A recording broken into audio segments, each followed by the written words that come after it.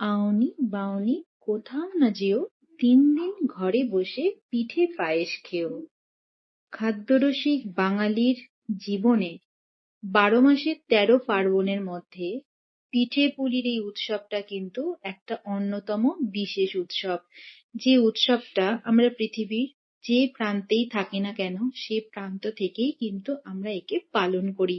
আর পিঠে পুলির প্রতি কার না লোভ নেই বলুন? কেউ না কেউ কিছু না কিছু পিঠে পুলি আমরা খেতে খুবই ভালোবাসি। আর বিশেষ করে যদি আমরা মনে প্রাণে বাঙালি হয়ে থাকি তাহলে তো কথাই নেই। তবে কি, আজ ওই পিঠে-পুলির গন্ধ যখন কংক্রিটে মোড়া রান্নাঘর থেকে যখন ভেসে আসে, মা যেই মুহূর্তে চালের গুঁড়ির মধ্যে গরম জল দিয়ে মাখতে শুরু করে পিঠে করবে বলে, বা যখন ভাজা পিঠে বানাবে বলে গুড়ের ব্যাটারটাকে যখন বারবার সেটাকে ফেটাতে থাকে আর সেটা যখন গরম তেলের মধ্যে পড়ে, সেই যে একটা গন্ধ ভেসে আসে না, সেটা কোথাও আমাকে এক নিমেষে আমার সেই ছোটবেলাকার দিনগুলোতে ফিরিয়ে নিয়ে যায়। খুব মনে পড়ে সেই দিনগুলোতে। আমাদের একটা মাটির রান্নাঘর ছিল, অনেকটাই বড়, কারণ আমাদের একান্নবর্তী পরিবার ছিল। সেখানে ঠাকুমা বসে থাকতো উনুনশালে, তার সাথে বসে থাকতো ছোট পিসি, বড় মা, আমার মা। সবাই মিলে পিঠে বানাতো। আর আমরা কিন্তু সেটা দেখতাম, কখনো কখনো বাটি হাতে চলে যেতাম পিঠে চাইতে। সবাই মিলে একসঙ্গে অনেক গল্পগুজব করে পিঠে বানানো হতো।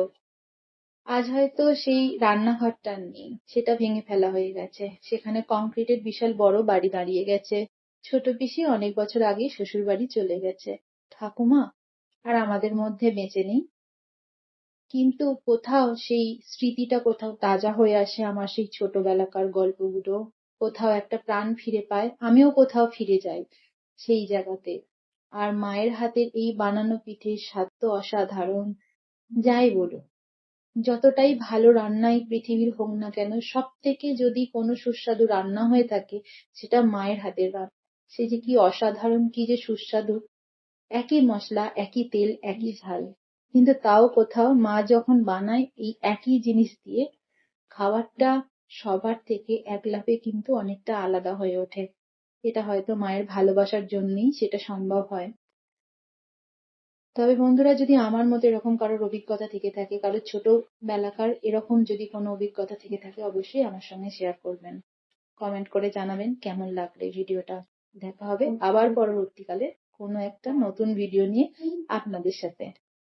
নমস্কার, ভালো থাকবেন সবাই।